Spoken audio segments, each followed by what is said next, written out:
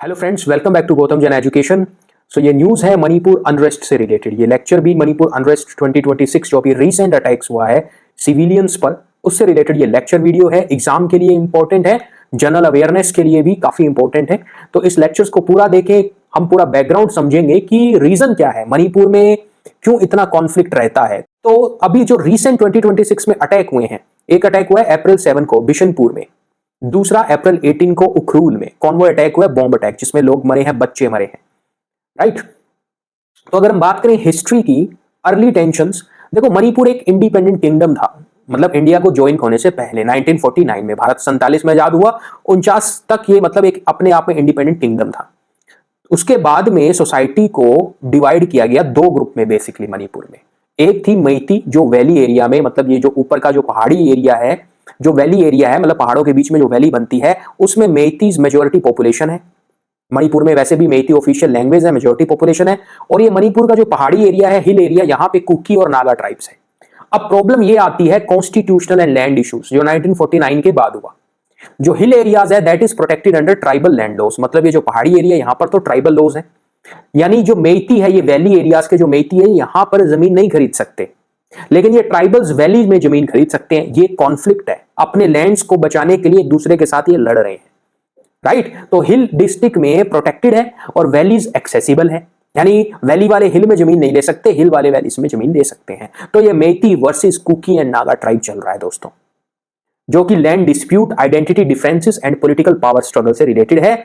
यहां पे अगर आप इंसर्जेंसी की बात करें तो 1960 से 2000 तक मैसिव लेवल ऑफ इंसर्जेंसी रही है। मेती इंसर्जेंट जो ग्रुप्स है जैसे यूएनएलएफ, पीएलए, ये अपनी सोवरेनिटी के लिए फाइट करते रहे, autonomy for the Meitei peoples. Naga insurgent group भी चाहते थे अपना अलग, मतलब एक मणिपुर के अंदर,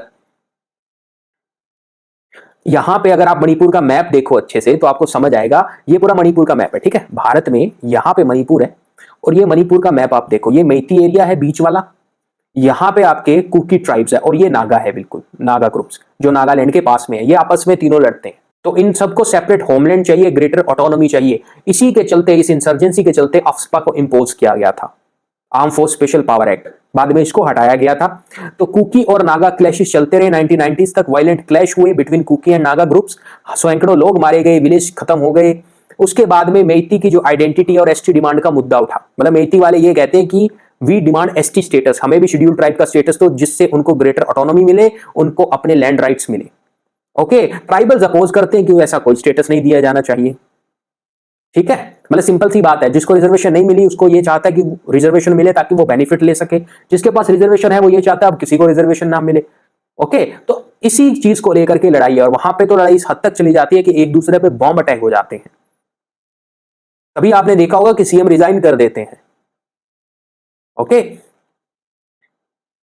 तो 2023 में एक टर्निंग पॉइंट आता है, ट्रिगर ये है, कोर्ट ऑर्डर करता है to consider ST status for Meitei, अभी दिया नहीं है, to consider ST status.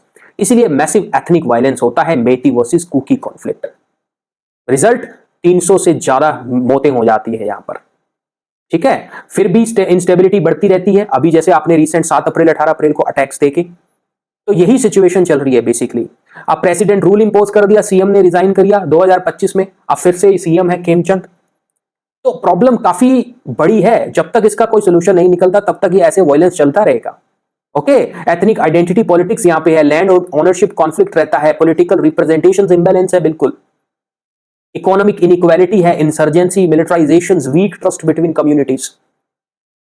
Right, हो सकता है कुछ भारी ताकतों का भी हाथ हो यहां पे। तो बैकग्राउंड यही है। अभी जो रीसेंट कॉन्फ्लिक्ट हुआ है मई 2023 के अंदर, जो कॉन्फ्लिक्ट हुआ मैती कुकी का, उसमें सैकड़ों डेथ्स हुई। उसके बाद 7 अप्रैल को फिर से बॉम्ब अटैक हुआ अभी 2026 में बिशनपुर एरिया में, 5 साल का बच्चा मारा गया, 6 महीने का बच्चा मारा गया, आप देख सकते हो।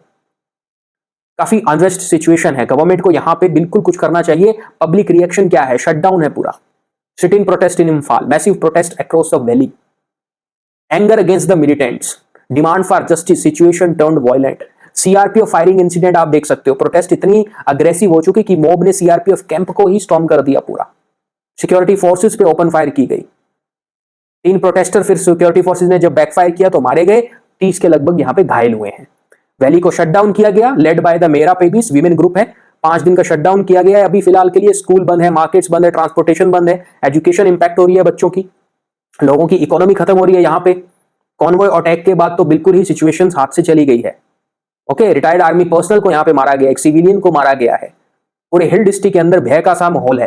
तो यहाँ पे आप जो शटडाउन है वो ये नागा काउंसिल ने किया है, 3 डे का टोटल शटडाउन है हिल डिस्ट्रिक्ट में। प्रोटेस्ट है अगेंस्ट दी कॉन्वॉय अटैक। जो भी कॉन्वॉय, अभी देखो पता नहीं चला है कहां पे कॉन्वॉय, किसने कॉन्वॉय अटैक किया, अभी इतना पता है कि एक अटैक हुआ है। लीगल और पॉलिटिकल रिस्पॉन्स ये है, लॉयर डिमांड करते हैं जुडिशियल इंक्वायरी की, criticism of security force, case NIA को दे दिया गया है। कांग्रेस इसको एक फेलियर बताती है क्योंकि बीजेपी की सरकार है वहां पे, तो कांग्रेस ये आरोप लगाएगी। तो demand for dialogue relief and package, अभी डिमांड ये कर रहे हैं कि भाई कुछ ना कुछ सोल्यूशन निकलना चाहिए। देखो 1949 से अब तक इन पॉलिटिकल पार्टी से कोई सोल्यूशन नहीं निकला है, क्योंकि ये मतलब एरिया ही ऐसा है। दूसरा बाहरी जो ताकतें, आप समझ गए होंगे मैं कौन सी कंट्री की बात कर रहा हूं, राइट, उसका भी इन्फ्लुएंस हो सकता है। तो गवर्नमेंट को अब एक स्ट्रिक्ट एक्शन लेना ही चाहिए अगर हमारे नॉर्थ ईस्ट स्टेट को अच्छे से वो चाहते हैं तो।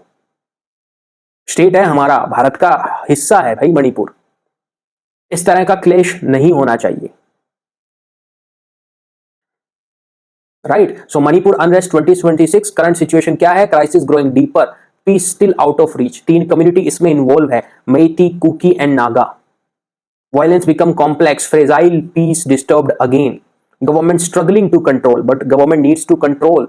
अर्जेंट डायलॉग्स की यहाँ पे नीड है, only sincere dialogue among all the communities. सारे कम्युनिटीज के मेन लीडर जब बैठेंगे सरकार के साथ मिलकर, सबके राइट्स को यहाँ पे दिया जाएगा, तब जाकर के मणिपुर में ये जो क्लैशेस होते हैं, अटैक्स होते हैं, ये जाकर के खत्म होंगे। एक स्ट्रॉन्ग पॉलिटिकल विल चाहिए। Okay, so Manipur is at a critical crossroad, hate and violence will only deepen the crisis. Problem है, तो इसलिए dialogue, trust and justice are the only way forward, right. So thank you so much. इसी तरह की और lecture videos देखने के लिए please do like, subscribe to my YouTube channel. Thank you so much. जय हिंद, जय भारत।